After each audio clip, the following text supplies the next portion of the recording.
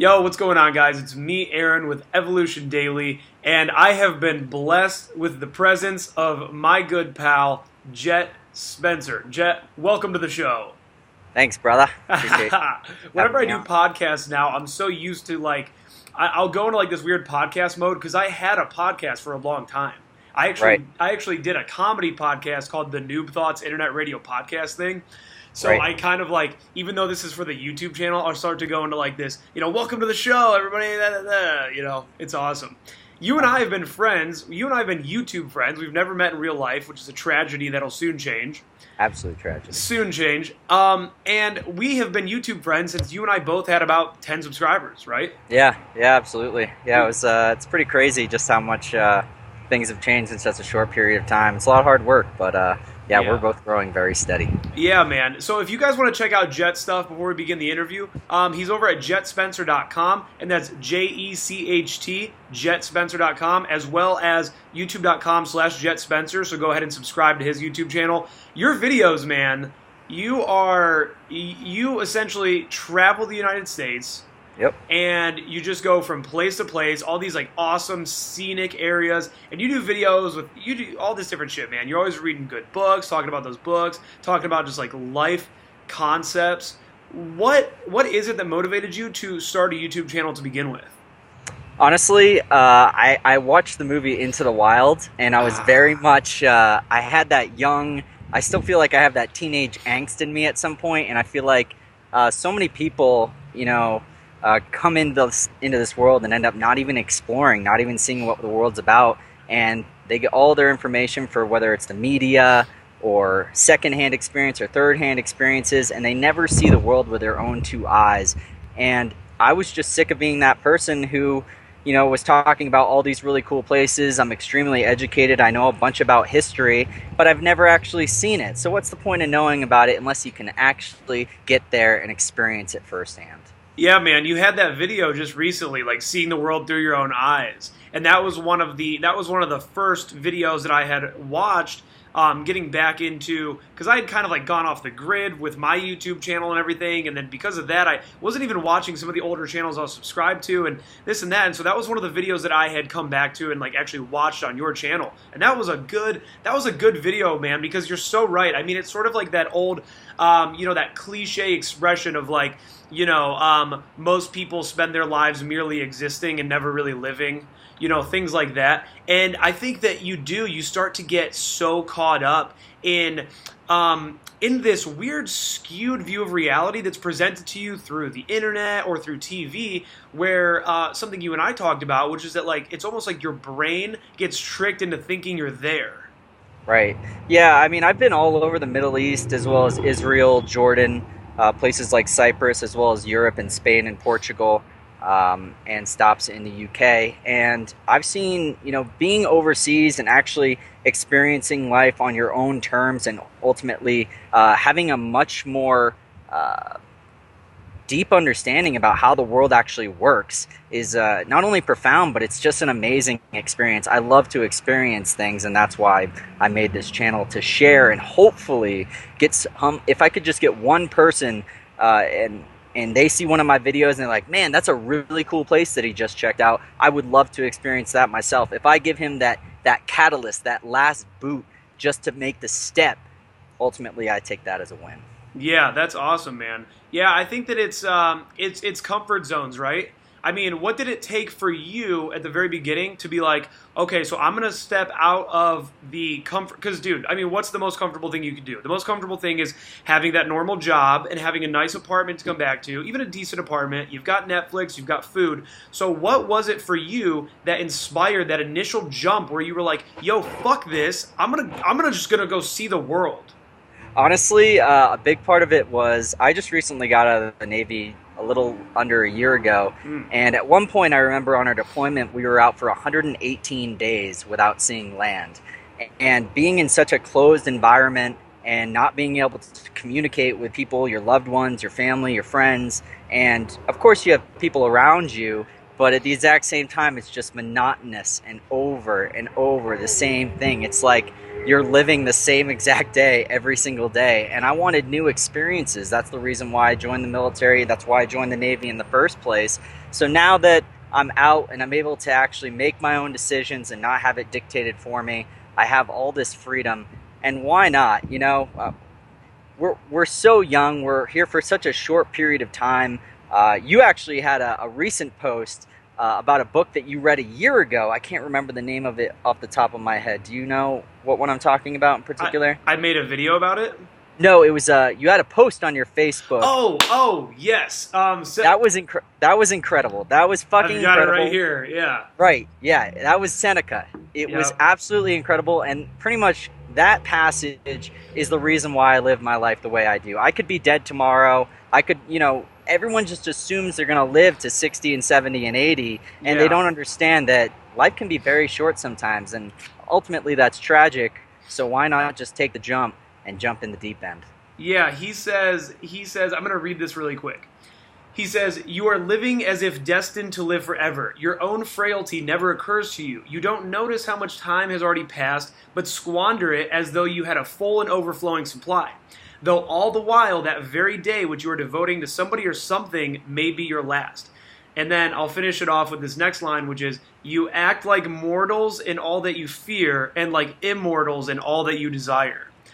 And dude, how true is that, man? You and I were talking about your YouTube strategy. We were talking about, like, you know, the types of videos you want to make and stuff like that. And I said to you, I said, you're living a life that people only ever, like, dream of. And I said, like, it's a very common thing. You see it in movies and TV and all the time where people say, like, something along the lines of these exact words, where they will say, you know, sometimes I just want to pack everything up and travel. Like, people say that, and you decided to do that. And that's exactly what you're talking, like what he's talking about here, Seneca, where he says people act immortal in what it is that they desire, because you have all these things that you want to do in your life, and you always think to yourself, someday I'm going to do that, someday. Right.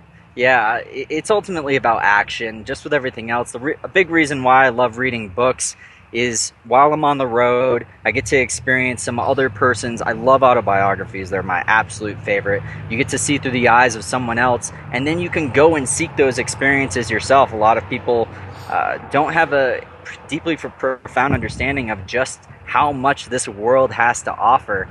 And I think it's really a tragedy, because with TV and music and movies, you can literally live your entire fucking life and not even leave the house. Yep. You can order all your food on Amazon, Taco Bell orders now. Got that. Now you got yourself a good old Netflix account, maybe some Hulu, and you don't even have to, you know what? You don't even have to make friends. Yeah. You don't even have to make friends. You know what? I got fictional friends now. You know what I mean? I love Supernatural. I love Game of Thrones. Jon Snow is my best friend. Jon Snow is my best friend. And I'm just like, no, like, let's make real friends. Let's actually connect. It's one of the biggest pitfalls of social media and one of the greatest assets of social media. You connect with more people, but those deep, profound relationships also end up very surface level most of the time. Yeah, absolutely. So let me ask you this. If you were going to, God forbid, you get diagnosed with a life-threatening disease, and you've got 1 month to live, and you know you're going to die in a month, and you have to choose one place that you've been to that you're going to go spend that month, where would it be? Ooh, geez, that's a really crazy question. Honestly, I'd probably say Cyprus. It was absolutely gorgeous, absolutely amazing. Anyone who's never been there, it's about half Turks, half Greeks, spruced in with a bunch of Russians. The food is absolutely amazing. The people are very accommodating. It's just an ultimate it's an island. It's an island basically off the coast of Egypt, and right near the river. God, I can't remember the name of it. But it's just incredible. Anybody who wants to check out a country, I highly recommend checking out Cyprus, because it's very under the radar. And if you don't like that, you can always check out the Greek islands as well. That is an absolute fiesta.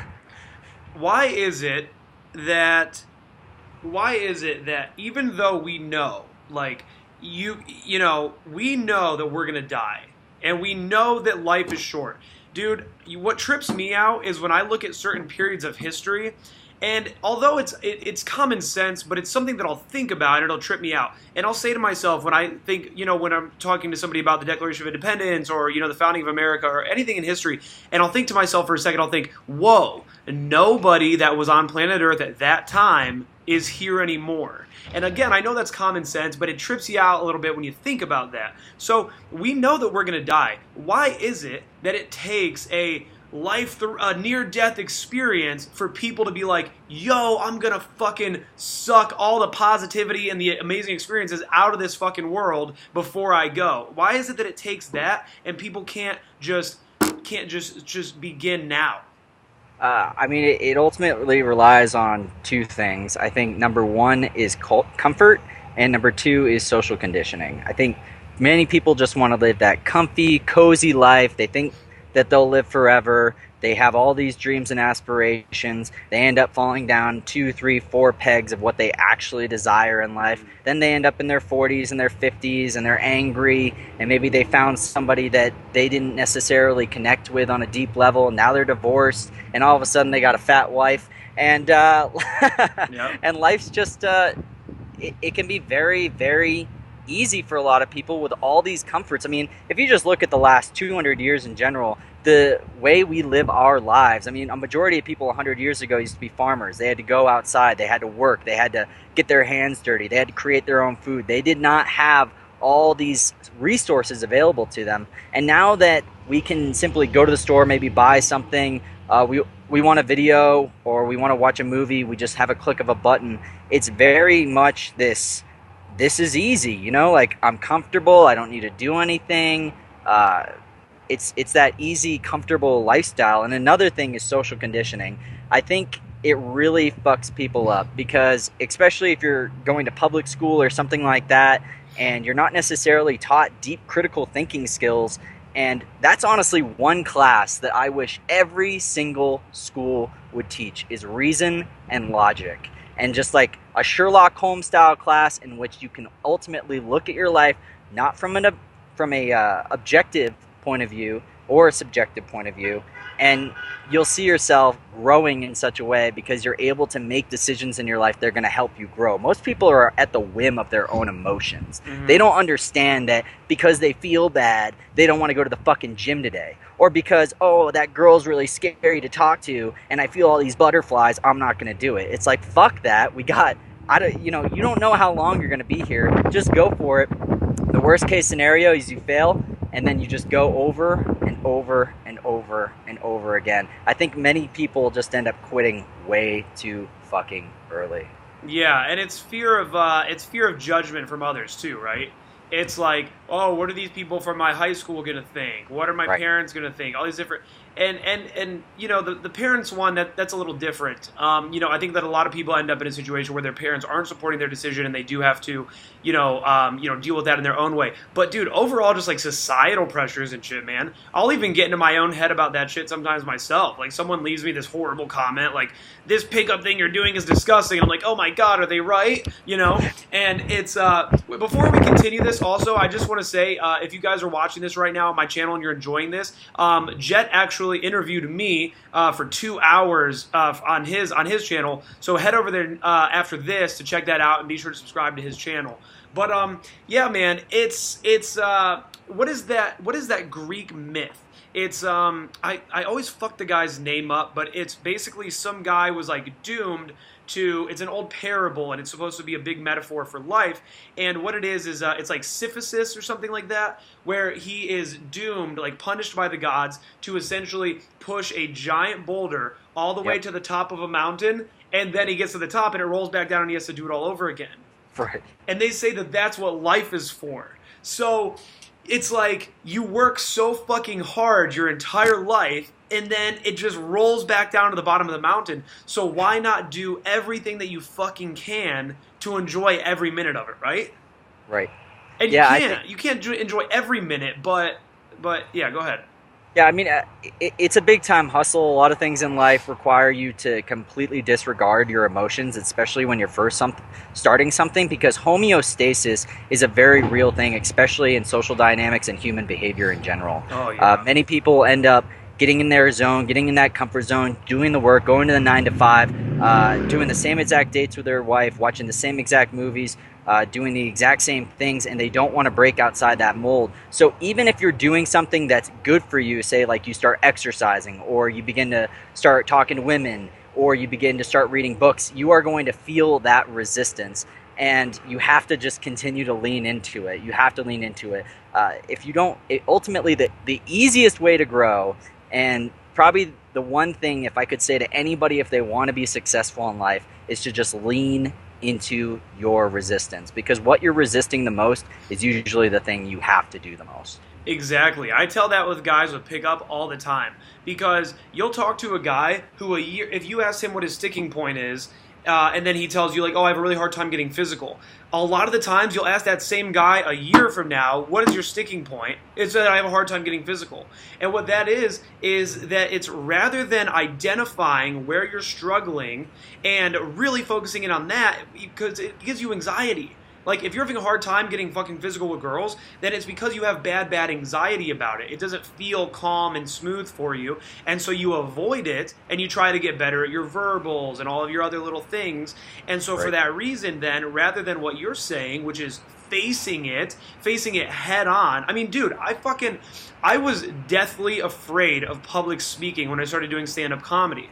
Like, I started doing stand-up, like, I had a crazy panic attack doing public speaking at OSU one time. I, like, whited out, I freaked the fuck out, I had to, like, leave the room and all this shit. And I'd always thought that I wanted to do stand-up, but then that prevented me from actually getting going. So I was maybe about a month away from doing it at that time. I ended up not doing it for, like, a year.